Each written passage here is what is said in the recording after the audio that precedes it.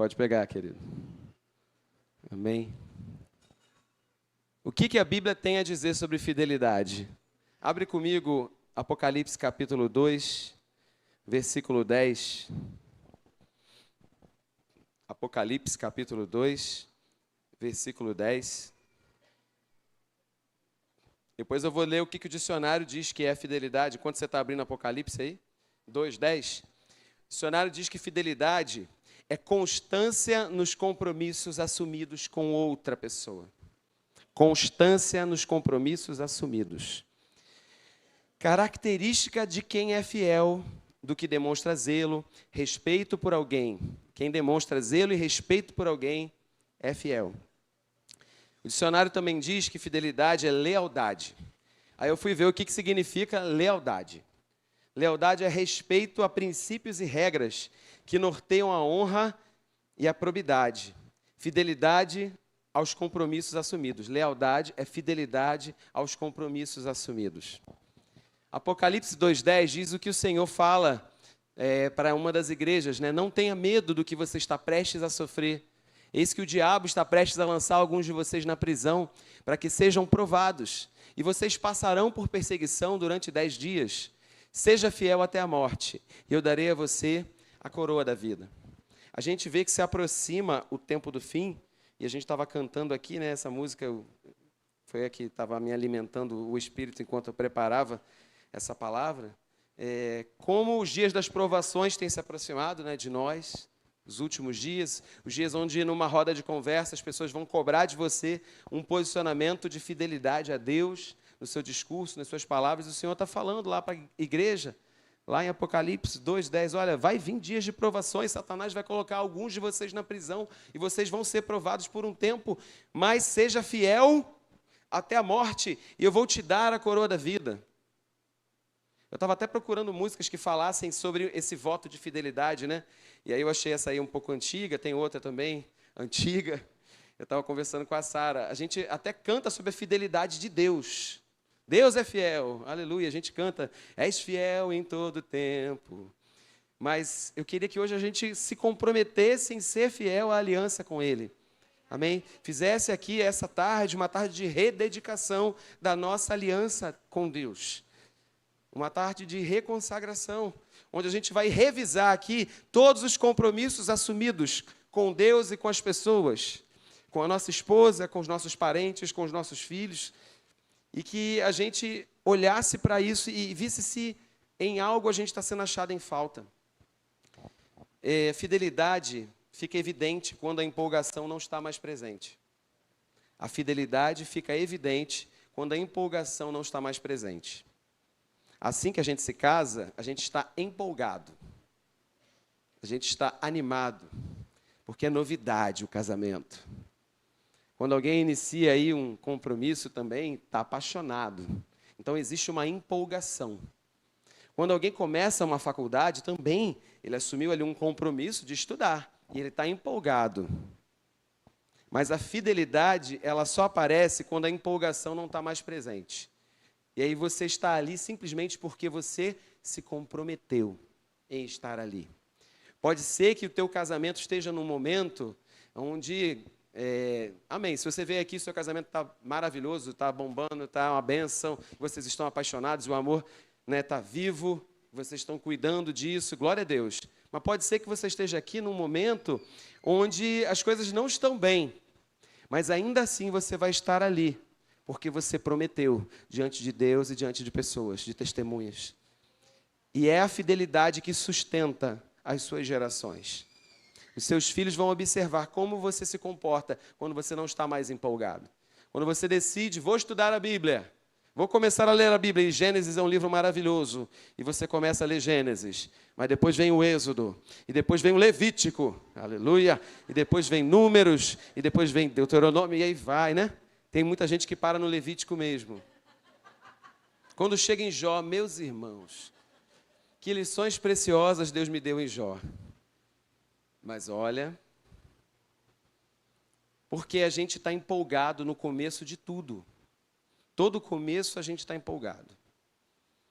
Você começa uma faculdade, você está empolgado. Você começa um casamento, um relacionamento, Você vem congregar numa igreja, você está empolgado. Mas depois todo relacionamento passa por testes e provações. Uma amizade passa por testes, uma aliança com o seu pastor passa por testes.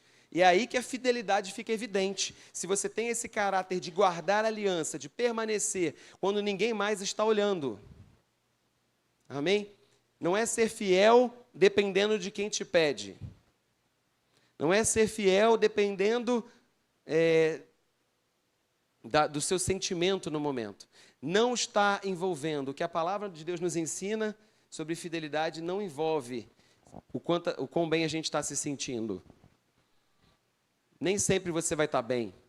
Nem sempre você vai estar empolgado com alguma coisa. Nem sempre você vai estar empolgado. Muitas vezes você vai estar fazendo porque você tem convicção e tem um compromisso com Deus e com pessoas. Amém? Eu lidero Casa Sacerdotal, Célula, há mais de 20 anos. Não é toda semana que eu estou empolgado. Tem semana que eu estou trabalhando em 3 escolas. Minha esposa está trabalhando também. E às vezes a gente chega assim, 1 hora para a reunião começar. Vamos ligar para desmarcar? Mas o que a gente fala? Qual o motivo? Porque estamos cansados? Mas eu entendi que é na minha fraqueza que o poder de Deus se aperfeiçoa. E no dia que eu estou mais cansado, aparece 26 pessoas dentro da minha casa. E tem gente aceitando Jesus. Porque Deus não precisa que eu esteja empolgado, Deus espera que eu seja fiel. Você não precisa estar animado. Depois você fica radiante com o resultado, porque você foi útil nas mãos de Deus. Deus fluiu através de você, justamente na sua fraqueza, na sua incapacidade. Isso eu entendi que é para tudo. É para o que você faz no ministério, mas é para o seu casamento. Tem dia que você vai estar apaixonada pelo teu marido, mas tem dia que você não vai sentir borboletas na barriga. Quando ele chega, você não vai ficar, ai, a voz dele, que coisa maravilhosa. Tem dia que não. Tem dia que você não vai estar morrendo de amores, mas você se comprometeu por uma aliança. Se comprometeu com Deus, se comprometeu com pessoas. Quando você tem que pregar, cumprir ali um dever ministerial, também, de igual forma. No início a gente está muito animado, e eu vejo, irmãos, no comportamento de várias pessoas. A gente lidera ministérios há muito tempo na igreja, departamentos, né? E aí as pessoas estão animadas. Vamos fazer evangelismo, 95 pessoas. E aí o tempo vai passando. E aí a gente vê quem de fato entendeu e quem estava só animado, quem estava só empolgado. Quem de fato entendeu vai continuar fazendo, porque quem é fiel permanece onde Deus colocou uma palavra, por tantos anos quantos forem, até que Deus dê uma outra palavra. Deus quer te achar fazendo a mesma coisa que Ele te mandou fazer, até que Ele te diga uma outra coisa. Porque se Ele te colocou ali, Ele confiou em você, que você vai ser fiel e continuar ali, até que Ele te dê uma nova direção. Enquanto Deus não te deu uma outra direção, por que você largou? Por que você deixou? Fidelidade é o caráter de quem permanece, mesmo que você não esteja mais animado, mesmo que a empolgação tenha passado. Nós estamos comprometidos. Seremos testados. Eu posso imaginar a empolgação dos apóstolos depois que Jesus ressuscita e sobe aos céus. Mas aí passa 1 ano, passa 2 anos, passa 30 anos e Jesus não desce de novo. E aí alguns já começam a pensar, será que a nossa geração vai ver? Será que é para agora? Eu tenho consciência que muita coisa que eu estou fazendo é para as minhas gerações, é para o futuro da igreja. A gente precisa ter essa consciência que as nossas sementes, elas são para gerações, elas não são apenas para o tempo de hoje. A gente está semeando algo para o futuro da igreja. Amém? A gente está semeando algo para gerações além da gente. Esse negócio de permanecer na palavra empenhada era muito comum na cultura judaica. E a gente aqui no Ocidente, às vezes, tem dificuldade de entender, porque a gente tem que assinar um contrato né? Eu aluguei minha casa, eu não posso simplesmente dizer para a pessoa, olha, é tanto e a pessoa vai me pagar, apertamos as mãos e está tudo certo. A gente faz contrato, a gente leva no cartório, a gente quer se garantir de todas as formas de que a palavra empenhada vai se cumprir. Mas na cultura de Jesus, eu vou ler um texto que fala sobre isso, a palavra empenhada era entendida como algo de tanta seriedade. Olha o que diz Eclesiastes capítulo 5, Eclesiastes 5, 4. Quando você fizer um voto, tem como botar aqui? Já está aqui, ótimo. Quando você fizer um voto, cumpra-o sem demora, porque os tolos desagradam a Deus. Cumpra o seu voto. É melhor não fazer voto do que fazer e não cumprir. É o que a gente chama de voto de tolo. A pessoa diz que vai fazer com Deus, com as pessoas, promete, né? Eu tenho esse costume para dentro de mim e eu fico chocado como é que tem evangélico que fala palavras assim, sem se comprometer. Eu tenho esse costume de não dizer para as pessoas uma coisa que eu não vou ser capaz de fazer. Então, por exemplo, se você me convida, você fala assim, vamos marcar para a gente conversar, vamos marcar um almoço. Eu entendo que a gente tem que marcar. Se eu não vou poder marcar, eu digo assim, olha, por enquanto eu não consigo nem prever quando que eu vou poder. Eu acho muito ruim quando a pessoa vira para você e fala, vamos marcar, pode deixar. Mas nem a pessoa que prometeu, nem a outra vão procurar mesmo um espaço para marcar. Mas só quer ser simpático. E eu acho que, às vezes, a gente brasileiro tem um pouco disso, de querer ser simpático, mas não está comprometido. Entendeu? E vira para o outro e fala, não, com certeza. Quantas vezes eu vou chamar pessoas para a igreja, né? Vai lá, estou te esperando na igreja, marquei um lugar aqui para você. E a pessoa, para ser educada, pode contar, um dia eu vou, estou lá, conta comigo. E a pessoa é simpática, mas ela não está comprometida. E às vezes nós cristãos também, nós dizemos que vamos fazer, né? E eu tenho esse rigor comigo mesmo. Quando eu digo que eu vou fazer, eu vou fazer. É melhor não fazer voto do que fazer um voto, dizer que vai e não cumprir. 6. Não permita que a sua boca o faça tropeçar. E não diga ao mensageiro de Deus, né? Tem outra versão que fala que para que o anjo de Deus não pegue, é o mensageiro de Deus. O meu voto foi um engano. Por que irritar a Deus com o que você diz e deixá-lo destruir o que você realizou? Olha aí. Por que irritar a Deus falando coisas que você não está empenhado em cumprir? Que você nunca pensou em cumprir? Então, a cultura onde Jesus foi criado era uma cultura onde eles diziam, não, a gente não pode empenhar uma palavra diante de Deus como um voto ou um juramento. E aí Jesus, no Novo Testamento, ele vai dizer assim, Mateus 5, 33 até o 37, olha a cultura de fidelidade e lealdade às palavras. A gente vai conhecer na Bíblia que o homem que controla a sua língua, ele controla todo o seu corpo. Quem é capaz de dominar a sua língua é capaz de dominar todo o seu corpo. Tiago fala também que os mestres serão julgados com maior rigor. Isso é para mim, isso é para todo mundo que ensina. Não é? Porque a gente tem uma responsabilidade com aquilo, Jesus, que a gente diz. Essa é a cultura que Jesus cresceu, de responsabilidade com aquilo que se diz. E aí em Mateus 5, Jesus vai falar, olha, não precisa nem jurar, não precisa nem fazer voto, apenas liberando uma palavra, porque você é um cristão, já está diante de Deus. Mateus 5,33. Outro assim ouviste o que foi dito aos antigos, não perjurarás, mas cumprirás os teus juramentos ao Senhor. Eu, porém, vos digo, versículo 34, que de maneira nenhuma jureis, nem pelo céu, porque é o trono de Deus, nem pela terra, porque é os cabelos de seus pés, nem por Jerusalém, porque é a cidade do grande rei. Não jurarás, 36, pela tua cabeça, porque não podes tornar um cabelo branco ou preto. Nem seja, porém, versículo 37, o vosso falar sim, sim, não, não. E o que passa disso é de procedência maligna. Vamos interpretar o texto?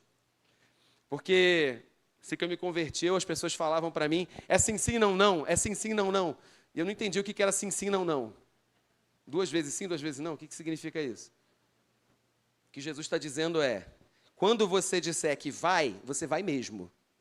Quando você disser que não vai, você não vai mesmo. Os seus filhos precisam ver que quando ele está de castigo, ele está mesmo. E quando ele não está de castigo, eu liberei então, eu liberei mesmo. Quando eu falar o meu não, não importa o quanto meu filho insistir, é não. Quando eu falar o meu sim, e não é só o meu filho, né? Qualquer pessoa, quando eu disser o meu sim é sim.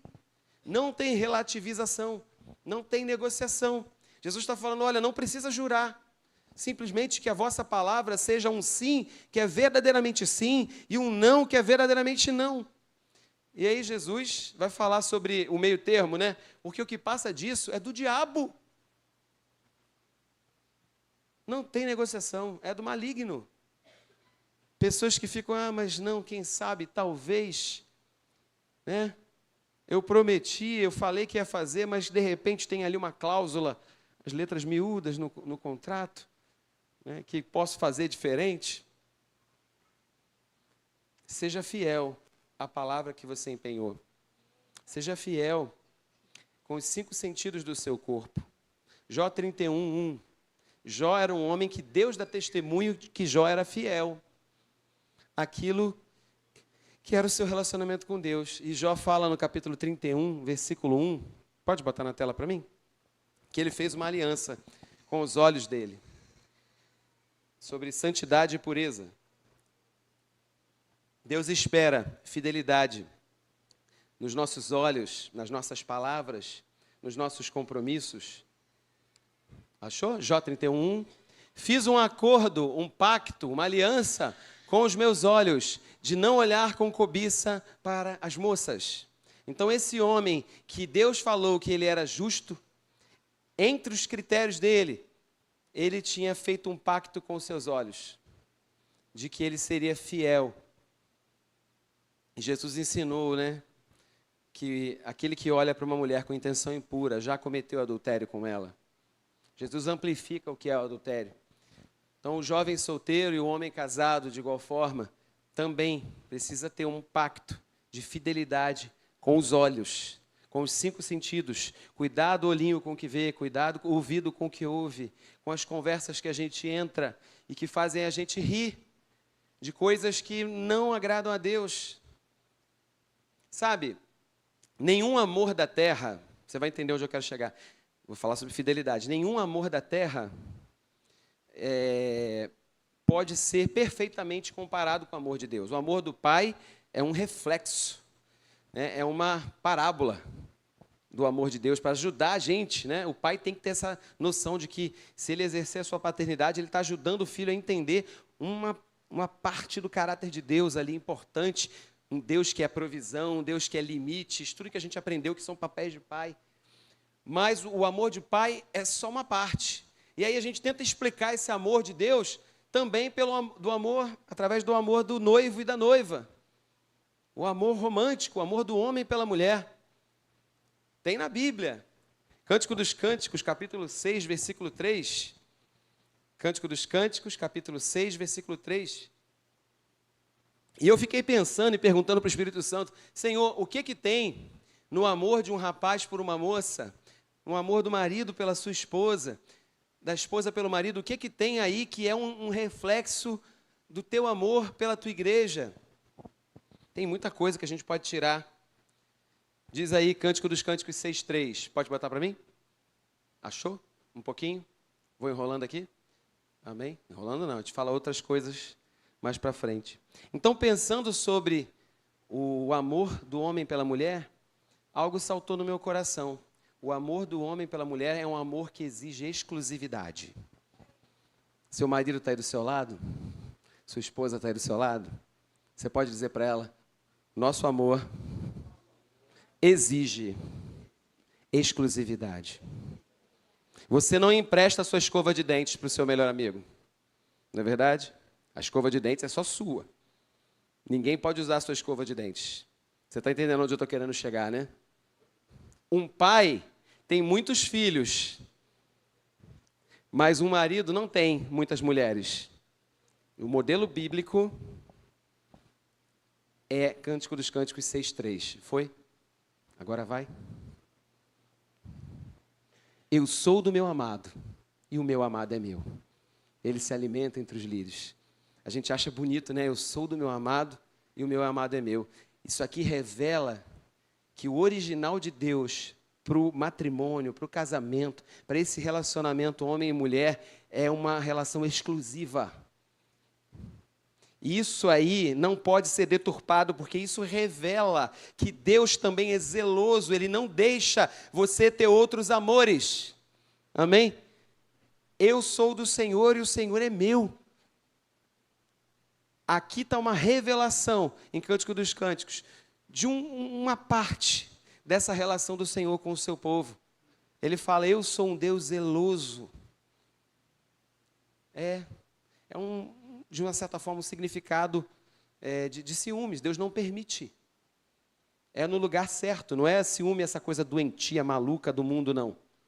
É Deus dizendo, olha, eu não permito. Né? Nenhum homem em sã consciência permite que a sua mulher seja de outro.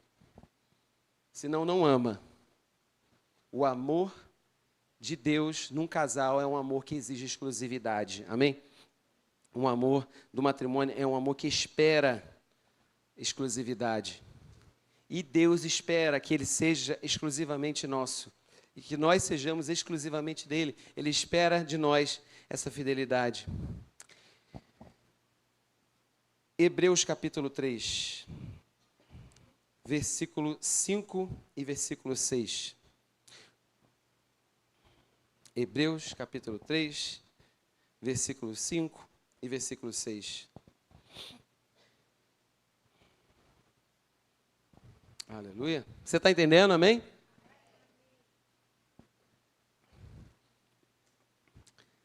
Vou ler aqui na tela. Moisés foi fiel como servo em toda a casa de Deus, para dar testemunho do que Deus diria no futuro. Mas Cristo é fiel como filho sobre a casa de Deus. Essa casa somos nós, se é que nos apegamos firmemente à confiança e à esperança gloriosa. Deixa aqui por um tempo, que isso aqui a gente vai gastar um tempo. Está falando de 2 padrões de fidelidade. Moisés foi fiel como servo. Existe uma revelação de fidelidade como um empregado da casa. Aquele empregado que é fiel, que é um administrador fiel, que cuida das coisas do seu patrão. Mas o pastor Daniel é empreendedor e ele sabe que quando o patrão não está, o empregado trabalha de um jeito diferente do que quando o patrão está presente. Mas a gente precisa entender que o padrão bíblico é o de um servo fiel. Porém, como é que um filho trabalha nos negócios do seu pai? Ainda que o empregado seja zeloso e faça tudo obediente, mesmo na ausência do patrão, ainda que o empregado seja de confiança, o empregado trabalha por um salário. Mas o filho trabalha naquilo que vai ser dele. E ele sabe que se ele falir o negócio do seu pai, ele vai falir. E ele sabe que o seu pai vai passar e um dia aquilo que era do seu pai será dele. Então, se ele fizer o negócio, as empresas do seu pai crescerem, ele vai crescer. Então, esse texto fala, Moisés foi fiel como servo, mas Cristo foi fiel como filho. E sabe, muitos de nós, agora chegando na fidelidade, toquei aqui em vários pontos, né? Fidelidade a Deus, fidelidade à esposa, fidelidade à família, mas falando sobre o nosso serviço na casa de Deus. Muitas vezes, o nosso coração é de servir na igreja como servo e não como filho. Mas nós não estamos mais na aliança de Moisés, a gente está numa aliança superior. E Deus espera que a gente sirva na casa de Deus como Jesus servia, sabendo que esse negócio aqui é nosso. É um negócio do nosso Pai. E a gente tem que ser fiel, porque somos herdeiros do reino na terra. Amém? E cuidar das coisas dele como nossas. É nosso. O pastor Daniel estava lendo Lucas 15, daqui a pouquinho eu vou para lá, de novo. Temos 2 filhos lá em Lucas 15. Você conhece a parábola do filho pródigo? Tem um filho que não foi fiel, que foi para o mundo, e talvez em algum momento aqui na minha pregação no início, e até na música que a gente cantou, em algum momento você possa pensar nas suas infidelidades, porque Deus é perfeito e perfeitamente fiel, Mas quando a gente se depara com a santidade de Deus, a primeira coisa que aparece são as nossas falhas. Porque eu não sou perfeito, eu estou longe ainda de ser como Jesus. Eu olho para Ele, eu quero me parecer com Ele, eu quero ser como Ele. Mas quando eu me deparo com a perfeição do Filho, eu vejo que eu ainda não estou. E quando caiu para mim esse tema, vou falar de fidelidade. Meu Deus! A igreja espera ouvir de mim uma palavra sobre fidelidade. Mas eu não posso falar de fidelidade sem falar sobre graça. Porque a graça, ela cobre. Até mesmo aqueles momentos onde você fraquejou. Mas você se levantou, se arrependeu e você continua na casa de Deus. O pecado, ele tem consequências. E a gente vai falar disso daqui a pouco.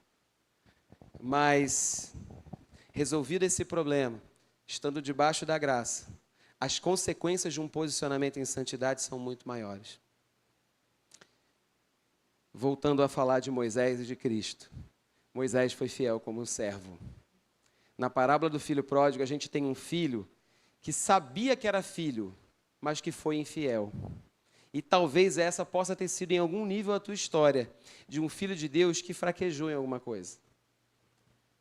Mas eu lendo o texto, até hoje lendo de novo com o pastor Daniel aqui, eu vi uma coisa que me chamou a atenção. Esse filho que foi corrupto, que foi para o mundo, que desperdiçou tudo que era do pai, em nenhum momento ele deixou de chamar o pai de pai. Ele fala, vou procurar o meu pai e vou pedir para ser um empregado, mas ele sabia que o pai era pai. Apesar de ser infiel, ele sabia a sua paternidade e a sua filiação. E é aí que às vezes a gente falha, porque a gente acha que quando erra, a gente é igual a Moisés, apenas servo. Tinha dentro da casa daquele pai um outro filho, que não saiu, que estava ali trabalhando para o pai, que estava trabalhando dentro da casa do pai. Enquanto aquele que foi para fora pediu para ser empregado, tinha um que estava dentro, que era filho, mas que dizia que era empregado. Lucas 15, 29. Vai comigo lá. Lucas 15, 29. O filho que ficou na casa. Olha aí. Entretanto, esse filho vai reclamar quando o pai recebe. O pai recebe de volta o filho infiel. Porque para o filho infiel tem graça quando ele decide voltar. Porque ele continua sendo filho, mesmo que ele tenha falhado. Ele falhou. O pai não disse, tu não falhou. Falhou. Mas tem graça. Versículo 29. Entretanto, e aí o filho mais velho reclama, peraí, eu estou aqui. É o início do versículo ou você botou só o finalzinho? Deixa eu ver aqui. Ele está reclamando com o pai. Eu acho que faltou um pedacinho. Beleza. Ele, porém, respondeu ao pai, olha, todos esses anos tenho te servido. Olha essa palavra aqui. Eu tenho te servido. Eu fui consultar outras traduções. Outras versões falam, trabalhado como escravo. Eu tenho sido como um dos seus empregados e nunca desobedeci as tuas ordens. Entretanto, tu nunca me deste um cabrito para eu festejar com os meus amigos. Porque o pai matou ali animais, fez uma festa, tinha música, tinha dança para aquele que foi infiel. Então, aquele que era fiel na casa, mas ele era fiel como Moisés, era fiel como servo. Ele tinha a revelação do servo. Ele era fiel, ele não desobedecia, ele fazia tudo certinho. Então, pode ser que você esteja também na casa de Deus, ou você seja aquele filho que fraquejou e acha que não tem chance mais, que não tem graça para você, ou você, de repente, é um filho que está ali, e que fala, pai, mas eu estou trabalhando como um escravo. E eu não tenho nada. 30. Quando, porém, volta para casa esse teu filho, e aí tem aquela observação que muita gente já fez, né? Ele não fala esse meu irmão. Ele fala esse teu filho, que esbanjou os teus bens com prostitutas, matas o novilho gordo para ele? Mas eu estou aqui, trabalhando. Olha a resposta do pai para ele. 31. O pai disse, meu filho, você está sempre comigo. Tudo que eu tenho é teu. Pode parar aí. O cabrito é teu, a casa é tua, tudo sempre foi teu. E você está achando que precisava me pedir formalmente com um ofício, carimbado em cartório, né, reconhecido firma. Já era tudo seu. Eu quero dizer para você, já é tudo seu se você é filho. Amém? Já é tudo seu. Você pode ser fiel na casa, desfrutar da mesa. Esses dias lá na casa sacerdotal estava falando daquele texto da mulher que pede a libertação da filha dela, a Cirofenícia, né? Provavelmente aquela mulher fez algum tipo de pacto que a menina estava endemoniada. Ela era uma mulher gentia.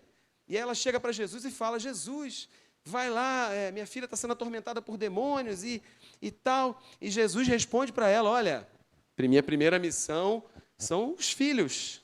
É o povo de Israel. Eu vim primeiro para eles. Eu não posso me deslocar aqui da minha prioridade, que agora são os filhos. Não posso tirar dos filhos para dar aos cachorrinhos. Né? No português brasileiro fica bem estranho isso, né? Porque chamar uma pessoa de cachorro na nossa cultura é muito feio, né? Mas não era essa a conotação daquele tempo. Eu não posso tirar dos filhos para dar aos cachorrinhos. Ele está dizendo, olha, o cachorrinho visita a casa, está ali no quintal, mas quem senta na mesa são os filhos. Aquela mulher surpreende Jesus com a fé dela. E ela fala, olha, Senhor, até os cachorrinhos comem das migalhas que caem da mesa. E Jesus libera uma palavra e quando a mulher chega em casa, quem lembra o texto? Está lá em Marcos 7, 27. A filha está livre, não tem mais possessão demoníaca, não tem mais nada. E sabe o que saltou nos meus olhos? Eu estou falando de fidelidade a Deus como filho. Jesus falou que ele não poderia tirar o pão dos filhos para dar aos cachorrinhos. Ela falou que queria, pelo menos, não quero a porção de filho, eu só quero as migalhinhas. Então, ser curado e ser liberto de demônios é só a migalha. Imagina o que você, como filho, pode acessar da mesa de Jesus. Você está entendendo? A gente ainda não entendeu o que significa sentar na mesa de Jesus. Às vezes o nosso evangelho, a nossa pregação está na base ainda somente das curas e milagres. E glória a Deus, queremos viver curas e milagres e sinais, expulsar demônios e as pessoas serem salvas. E é maravilhoso orar por pessoas e a pessoa fala, olha, cheguei aqui, estava muito perturbado e agora passou. Passou tudo que estava atormentando a minha mente. Glória a Deus, isso é maravilhoso. Mas isso, meu irmão, isso é migalhinha, isso não é a porção dos filhos. Isso aí até quem visita pode receber. Isso aí até quem está passando aqui em frente pode receber. Eu creio. Mas você que se senta na mesa, a conversa é outra. E o fato é que naquela parábola do filho pródigo, o filho esbanjador, aquele filho que se perdeu, mesmo ele sendo falho, ele nunca esqueceu que era filho. Até ficou legal o jogo de palavras, né? Sendo falho, não esqueceu que era filho. E às vezes a gente olha para o nosso pecado, olha para as nossas falhas e esquece da nossa filiação. Ele fala, pai, pequei contra o céu. Então, se a gente vai falar de fidelidade, eu quero sim produzir, como sempre, quase sempre, quando eu prego, vem alguma palavra de temor, né? Eu quero sim que a gente tema, e que isso produza em nós rigor e fidelidade a Deus, mas eu não quero que você se esqueça da graça, porque se em algum momento você falhar, não tem pecado maior do que a graça de Deus, para cobrir, para restaurar, para começar tudo na sua casa. Êxodo capítulo 20, versículo 5. Êxodo capítulo 20, versículo 5.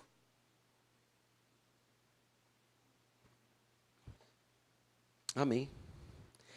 Não se prostre diante deles, nem lhes preste culto. Olha aí o amor de Deus, né? Eu sou do meu amado, eu sou só dele, ele é meu. Porque eu, Senhor, sou o Deus zeloso, que castiga os filhos. Olha, está falando de fidelidade e infidelidade. Castiga os filhos pelo pecado dos pais até a terceira e quarta geração. Pesada essa palavra, né? Daqueles que me odeiam. Versículo 6. Mas trato com amor leal até 1000 gerações os que me amam e obedecem os meus mandamentos. Então, quando a gente fala de fidelidade, às vezes fica muito realçado as consequências danosas de quando a gente quebra contratos. Né? Existe uma consequência danosa de quando alguém abre a porta para o pecado e às vezes vai ver nos seus filhos, nas suas gerações, entra ali tanta coisa ruim porque os pais abriram a porta. Mas o que me chama a atenção nesse texto não é as consequências até terceira e quarta geração. Segura aí.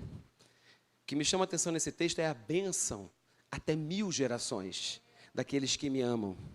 Quando a gente estava preparando o Restaurando Gerações, essa frase veio no meu espírito e eu escrevi em algum lugar. Eu disse assim: se o pecado deixou marcas nas suas gerações, em você e na sua descendência, muito mais a tua santidade deixará marcas nas suas gerações. Amém? O pecado de fato deixa marcas, deixa um estrago, mas a marca da santidade de um homem e de uma mulher que se posiciona é 1000 vezes mais do que o pecado pode fazer. Então, ao mesmo tempo em que eu vou pregar aqui e vou falar consequências de desobediência e de infidelidade, porque a gente precisa saber que tem consequência, eu não quero que você esqueça das consequências também de viver uma vida, né, voltada para Deus. Então, se até aqui você viveu as consequências danosas do pecado, você vai se voltar para Ele. Amém? E tem jeito. Em Deus tem jeito. Eu escolhi, parecia até que eu tinha conversado com o Daniel, porque ele falou Lucas 15, agora eu vou falar de um personagem que ele falou também. O personagem para falar de fidelidade, Davi. Olha que coisa doida. Falar de um homem fiel com o maior exemplo ali de infidelidade da Bíblia, no casamento, né? Davi, todo mundo conhece a história. Que a exposição pública maior do que essa, que o pecado dele está sendo contado milênios depois. Mas qual é o testemunho que Deus dá de Davi? Atos 13, 36. Atos 13, 36. O que Deus fala de Davi no livro de Atos? Olha lá. Tendo, pois, Davi servido ao propósito de Deus, inclusive amanhã tem aula sobre propósito na escola bíblica, 10 horas da manhã. Qual é o testemunho que Deus dá? Você cumpriu o seu propósito ou você não cumpriu o seu propósito? Falando sobre a morte de Davi, o que Deus diz sobre Davi? Davi serviu ao propósito de Deus na sua geração. Adormeceu, foi sepultado com seus antepassados, seu corpo se decompôs. Atos 13, 36, Deus testemunha sobre Davi, que foi um homem que serviu ao propósito na sua geração. Então, o que ficou marcado diante de Deus, o cheiro que subiu, não foi da infidelidade, não foi dos muitos pecados. A história que foi para o sepulcro com Davi foi: Davi serviu a Deus. Na lápide dele talvez estivesse escrito: serviu a Deus, cumpriu o propósito na sua geração. Nunca houve um rei tão venerado quanto Davi em Israel, tão honrado quanto Davi na sua geração. Todas as vezes onde o povo precisava lembrar-se de um líder, de um rei, Deus falava: vou levantar um líder como Davi, um pastor, porque como ele tinha sido pastor, ele arrebanhou, ele liderou Israel e protegeu aquela nação, como ele protegeu as ovelhas do seu pai, porque ele foi fiel no pouco, nas poucas ovelhas do seu pai. A fidelidade naquilo que Deus colocou, você esteja no mesmo lugar que ele falou para você estar, não importa quantos anos depois, e você está no mesmo lugar até Deus te dar uma outra palavra. Quanto tempo passou Davi cuidando daquelas ovelhas? Até depois que ele foi ungido, ele não virou rei imediatamente. Levou um tempo, sendo fiel ali nas poucas ovelhas malhadas do seu pai, até que ele chegasse até o trono. E em Israel, até hoje, é honrado como o maior rei, poeta, músico, profeta, que serviu a Deus na sua geração. Mas teve uma história, que se não fosse a graça de Deus também, sobre nós, nossas gerações seriam destruídas. A gente tem no Antigo Testamento algumas figuras que pré-anunciam a graça de Deus. Davi não viveu a graça, mas teve uns relances. Alguns homens, como Davi, amaram tanto a Deus, que experimentaram esses relances. 2 Samuel, capítulo 12, versículo 7. 2 Samuel 12, 7, eu vou ler do 7 ao 14. Diz aí, na minha Bíblia, a sua Bíblia, que o profeta Natã, achou? 2 Samuel 12, 7. Natã disse a Davi: você é esse homem. Porque Natã conta uma historinha, né, de um homem que tinha várias ovelhas, vários animais, e aí ele se interessou pelo animal que o outro homem tinha, o homem só tinha uma, e aí Natan conta uma história, e aquele que tinha muitas mandou matar o que tinha uma só, e tomou a que era dele, e você, ó rei, o que você julga? Aí Davi fala, tem que matar um homem que faz um negócio desse. E aí Natan fala, é você é esse homem. Assim diz o Senhor, aí o profeta começa, o Deus de Israel, eu ungi rei de Israel, e livrei-o das mãos de Saul. Dei-lhe a casa e as mulheres do seu senhor. Dei-lhe a nação de Israel e Judá. E se tudo isso não fosse suficiente, eu lhe teria dado mais ainda. Porque você desprezou a palavra do Senhor, fazendo o que ele reprova. Você matou Urias, o hitita, com a espada dos amonitas e ficou com a mulher dele. Por isso, olha isso, para você entender que o pecado tem consequência. Por isso, a espada nunca se afastará da sua família. Porque você me desprezou e tomou a mulher de Urias o hitita para ser sua mulher. Assim diz o Senhor, da sua própria família trarei desgraça sobre você. Tomarei as suas mulheres diante dos seus próprios olhos e as darei a outro, e ele se deitará com elas em plena luz do dia. Você fez isso às escondidas, mas eu o farei diante de todo Israel em plena luz do dia. Então Davi disse a Natã, pequei contra o Senhor. É lindo, né? Ele não respondeu, ele era rei. Saul teria uma outra atitude, né? Ele era rei. A primeira atitude dele foi, é isso aí, eu pequei. E Natã respondeu, o Senhor perdoou o seu pecado, você não morrerá. Entretanto, uma vez que você insultou o Senhor, o menino, porque Betseba tinha ficado grávida, da relação lá do adultério. Mas, você está perdoado, mas o menino vai morrer. Muito forte, gente, muito forte. Davi jejuou, pranteou, chorou, se humilhou diante de Deus, mas o menino morreu mesmo. Anos depois, entre as filhas de Saul, um dos irmãos se interessa pela irmã, tem uma relação incestuosa com a sua irmã, violenta a sua irmã, na casa de Davi. Olha que coisa. Lembra do que Natã falou? A espada nunca vai se afastar da sua casa. Pior do que isso. Porque um irmão violou a sua irmã, um outro filho de Davi mata esse irmão. Absalão é um filho rebelde que mata o irmão e depois tem relação com as mulheres do pai diante da vista de todo Israel, no terraço. Tudo que o profeta falou se cumpriu. Lembra que a gente leu lá em Êxodo, 3ª e 4ª geração? Infidelidade. Tem consequências. Tem consequências. Pesado, né? E talvez você tenha vindo aqui e você esteja vivendo consequências de coisas que você fez na ignorância. Talvez você tenha criado seus filhos e de repente, você não tinha a instrução que você recebeu hoje.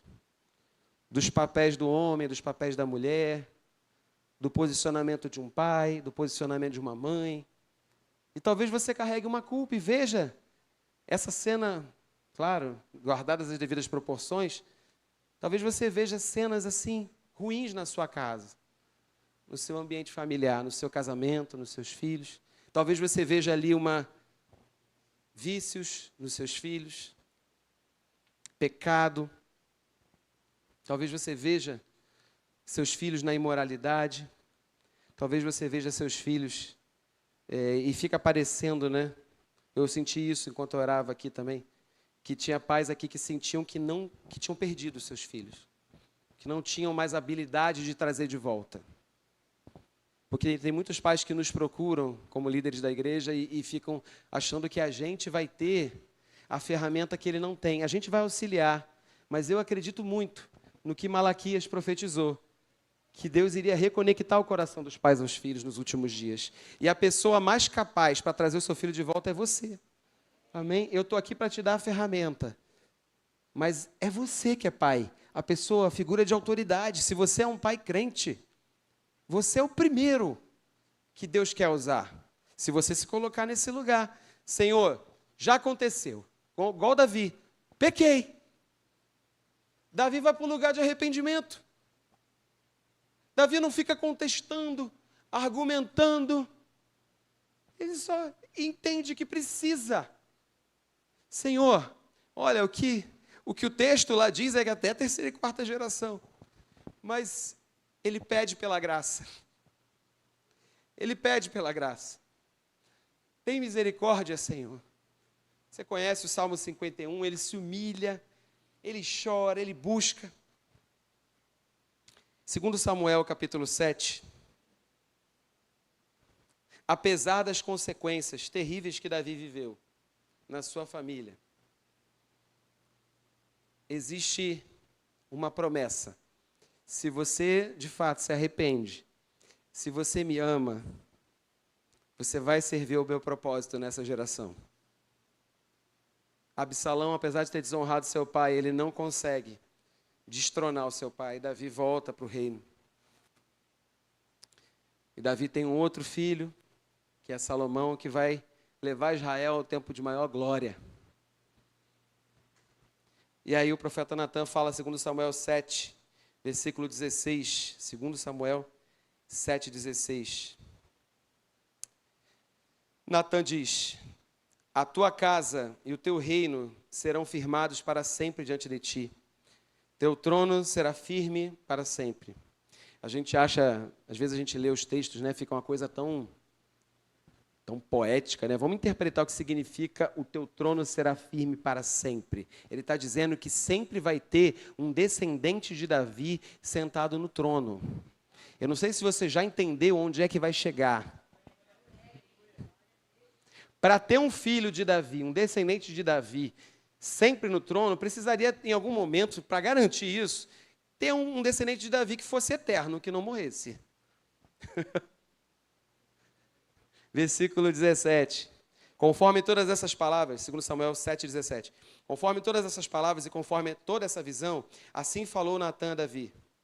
Então entrou o rei Davi e ficou perante o Senhor e disse: quem sou eu, Senhor Deus? Qual é a minha casa, para que me tenha trazido até aqui? Uma consciência, meu Deus, quem eu sou? Eu era aquele que cuidava, nasci em pecados, em pecado me concebeu a minha mãe. Vários salmos ele falou sobre a sua natureza pecaminosa. Quem sou eu para Deus ter misericórdia de mim? Diante de mim está o meu pecado o tempo todo. Mas ele era um homem que insistia em estar perante o Senhor, em humildade e em arrependimento. Ele não esquecia que ele era o pastor lá das ovelhas malhadas do seu pai, ainda que ele fosse rei. E ainda foi isso pouco aos teus olhos, versículo 19. Senhor Deus, senão que também falaste da casa do teu servo para tempos distantes. É este o procedimento dos homens, ó Senhor Deus? E que mais te pode dizer ainda Davi? Pois tu conheces bem a teu servo, ó Senhor Deus, por causa da tua palavra e segundo o teu coração, fizeste toda essa grandeza, fazendo-a saber a seu servo. O pecado não é maior do que a graça. Lembra que a gente falou? Terceira e quarta geração daqueles que me aborrecem, daqueles que não são fiéis, tem consequência. Mas eu falei que as consequências da santidade são maiores. Se cumpriu a palavra do profeta a respeito das consequências do pecado, mas também se cumpriu a palavra do profeta que dizia, olha, terá um descendente de Davi no trono para sempre.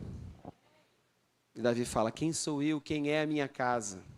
Nos tempos de Jesus, um homem cego gritou o que a Escritura dizia.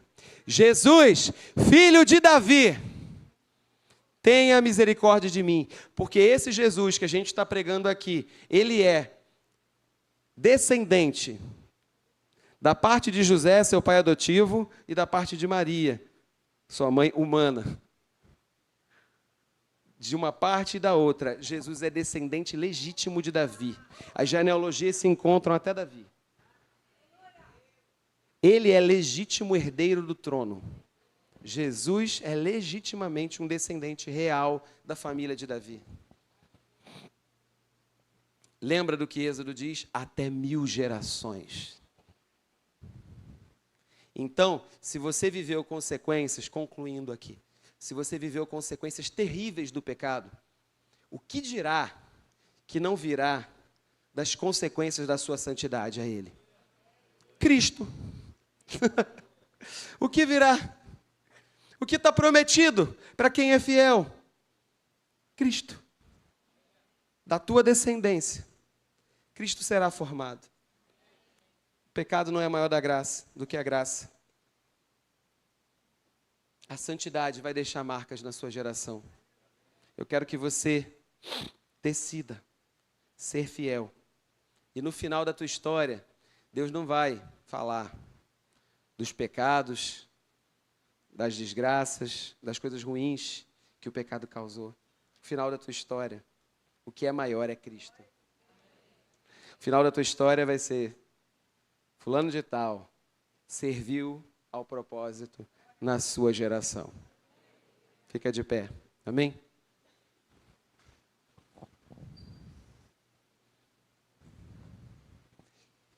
Até 1000 gerações. Vamos cantar aquela, Sara? Da bênção se derrame até 1000 gerações. Aleluia. Mas para isso tem que ter uma rededicação, amém? Fecha seus olhos agora. Eu queria que você se reconsagrasse a Deus. A tua fidelidade, entrega ela ao Senhor. Entrega teus lábios, entrega a tua língua, entrega teus olhos, entrega teus ouvidos. Senhor, eu me reconsagro a Ti. Senhor, se por causa das minhas ações entrou na minha geração imoralidade, entrou pornografia, por causa do meu posicionamento como pai de família hoje, eu corto da minha descendência. Hoje eu clamo misericórdia, Senhor. Tem graça para mim. Eu sei que não importam os meus pecados, uma vez que eu me lancei nos teus braços, a minha descendência vai viver a tua graça. Se agarra na graça de Deus agora e clama pela tua família. Eu queria que você orasse. Se você tem filhos aqui que estão afastados, filhos que estão no mundo, filhos que temporariamente não estão com você aqui. Se seu marido não está aqui com você, vem aqui na frente, vem aqui na frente. Simbolizando essa pessoa da sua família, vem aqui, seu marido, seu filho. Eles virão aqui à frente também. E nós vamos agora nos apropriar do que diz a palavra. Até 1000 gerações dos que me amam, dos que guardam os meus mandamentos, meus filhos, minha casa, os meus serão salvos. Irmão, eu não nasci em berço evangélico. Eu me converti aqui aos 8 anos de idade. Em todas as reuniões da igreja, vocês já me ouviram contar essa história, mas vale a pena contar de novo. Em todas as reuniões da igreja, quando pedia oração, eu falava: ora pelo meu pai. Ora pelo meu pai. Meu pai nunca tinha pisado numa igreja na vida dele. Minha mãe ia de vez em quando, para agradar, para ser simpática.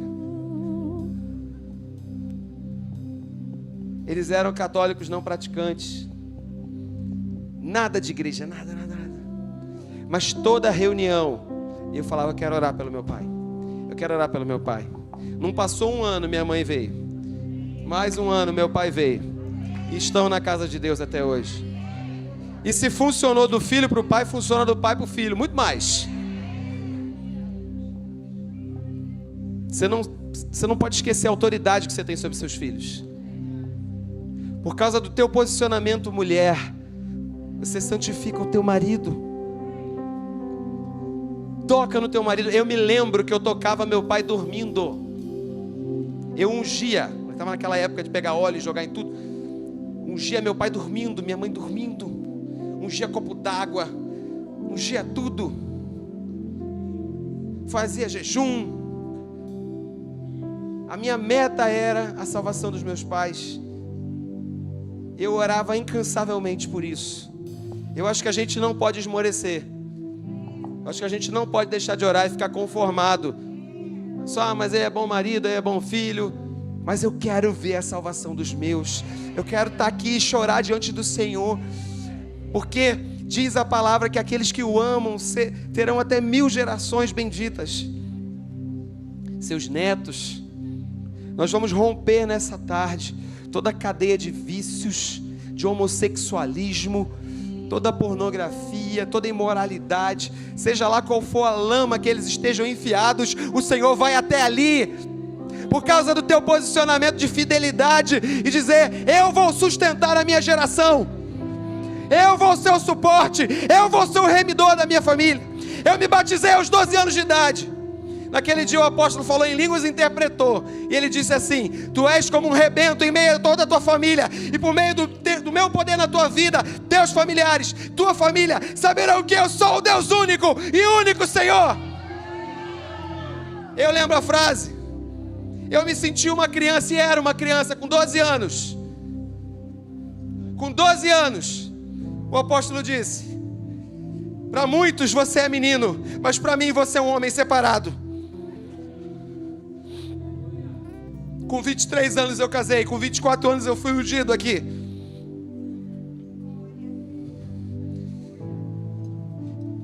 Creia na palavra profética. Amém? Porque eu criei, eu andei nela. Porque eu criei, eu andei nela. Nós éramos de uma geração aqui que a dona Lloyd deixou um legado.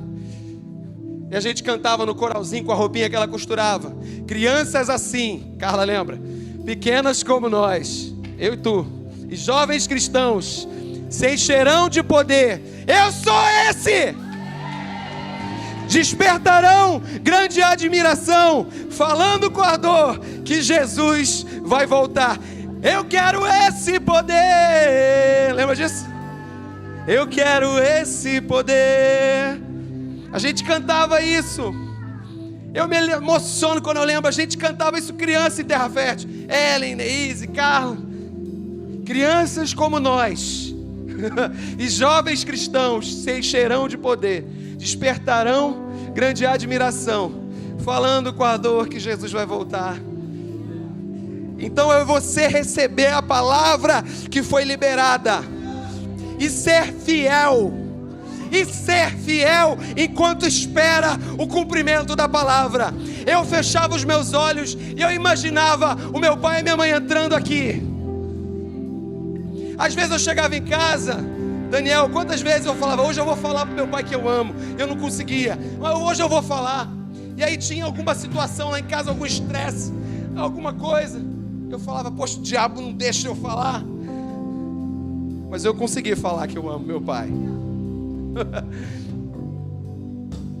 E hoje está aí, servindo ao Senhor. Meu pai faz parte da minha casa sacerdotal lá. Agarra a palavra, fecha seus olhos. Agarra a palavra para você e para a sua geração. Agarra a palavra, seja fiel à palavra. Seja fiel à palavra liberada a você.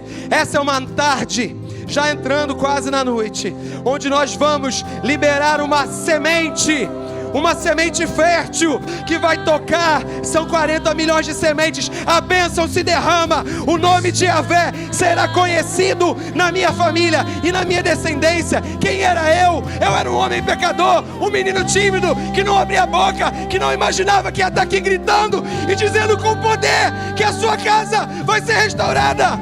Deus faz coisas loucas na nossa vida e Ele me enche de autoridade para dizer: o teu pecado não importa mais.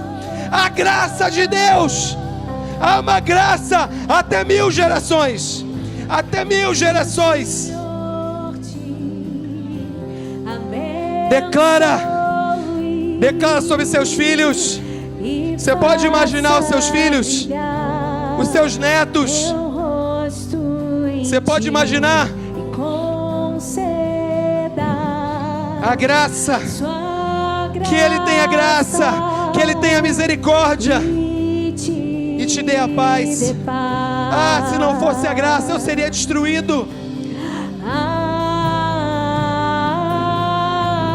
Imagina o rostinho do seu filho aqui com você, ao seu lado. Ao seu lado. O seu marido aqui, ao teu lado, Paula. Ao teu lado, Luciana. Ao teu lado, tua família, os teus. Amém. Que o Senhor Que o Senhor te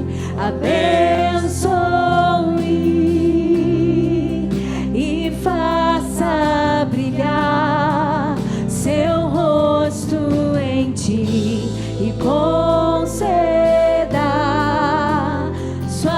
que a sua graça até 1000 gerações. E te dê paz. Aqueles que não estão aqui são tocados por você agora. Norte, sul, leste, oeste. Pessoas que estão em outros países, em outros estados. Tua parentela, teus primos, teus tios, todos verão a tua fidelidade em servir ao Senhor.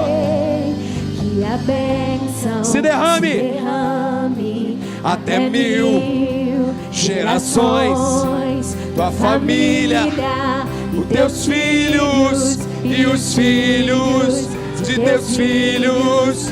Que a bênção se derrame até 1000. Repete isso, repete isso. Tua família e teus filhos. Você está entendendo? A revelação está crescendo. Que a bênção se derrame até 1000 gerações. Tua família e Teus filhos e os filhos dos teus filhos. Que a bênção se derrame Até 1000 gerações. Tua família, os teus filhos e os filhos dos teus filhos. Sua presença Te acompanhe por detrás, por diante, em teu reino, teu lado. e em ti. É contigo. Ele te cobre pela frente, por trás, ao teu lado, na tua entrada, na tua saída. Quando você vai para o trabalho, quando você chega em casa, quando você se deita, quando você se levanta. É contigo, é por ti, é contigo. É por ti, é contigo, é por ti. É contigo, é por ti, é contigo, é por ti.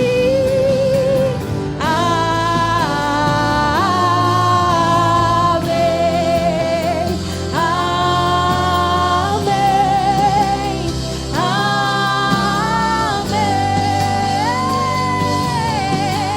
amém.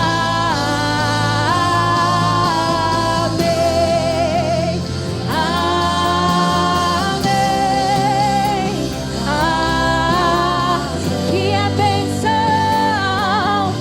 a bênção se derrame até 1000 gerações.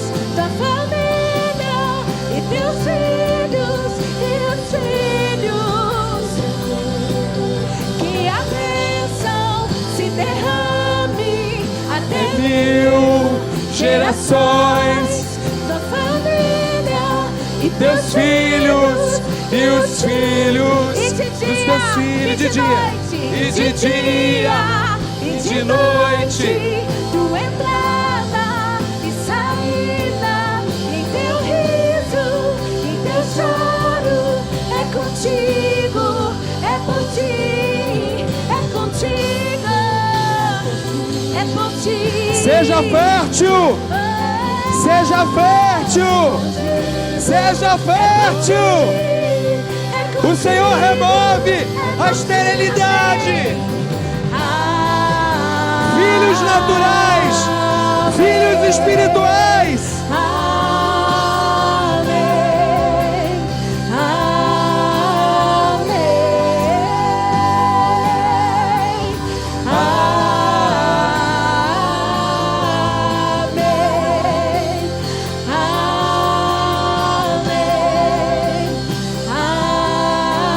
amém,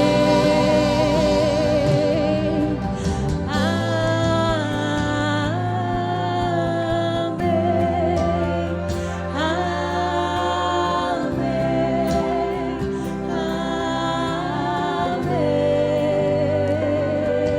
Diga a Arão e a seus filhos: vocês abençoarão os israelitas com as seguintes palavras: o Senhor o abençoe e o guarde. O Senhor faça resplandecer o seu rosto sobre você e lhe conceda graça. A graça que perdoa pecados, que transforma você. Mesmo que você tenha sido infiel, ela te perdoa das suas falhas e te capacita para viver em santidade. Que Ele lhe conceda a graça. O Senhor volte o rosto para você e lhe dê a paz. Tem uma versão que eu gosto que diz assim: o Senhor faça resplandecer o seu rosto. Resplandecer o rosto, o que significa? O Senhor sorria para você. É como se Ele dissesse, não é resplandecer o seu rosto, é o rosto dele. Que quando o Senhor te olhe, o rosto dele fique agradável. Que o Senhor faça resplandecer o rosto dele sobre você. Ele olha e fala: achei graça, o meu favor está sobre você. Que o Senhor te abençoe e te guarde. Que Ele faça resplandecer o seu rosto sobre ti, tenha misericórdia de ti e te dê a shalom, a paz. Aleluia. Enquanto orava, uma percepção eu tinha, que o Senhor estava liberando ventres férteis aqui. Ele deseja ver a salvação de muitos dos seus entes queridos ainda esse ano, amém? Você precisa acreditar. Toque no seu marido quando ele estiver dormindo, se ele não deixar você abençoar ele quando ele estiver acordado. Abençoe, toque nos seus filhos. Não deixe de abençoar. Vinha no meu coração assim: ventres férteis, naturais, amém, pastor Daniel? Filhos naturais e filhos espirituais, aleluia. Deus gosta disso. Quando eu vejo essa multidão de gente aqui clamando pela sua casa, eu penso na multidão que vai entrar por aquela porta e aceitar a Cristo aqui, amém? Eu creio nisso, amém. Apóstolo, pode falar? Aleluia. Vá para o seu lugar, recebendo o que Deus tem nos depositado.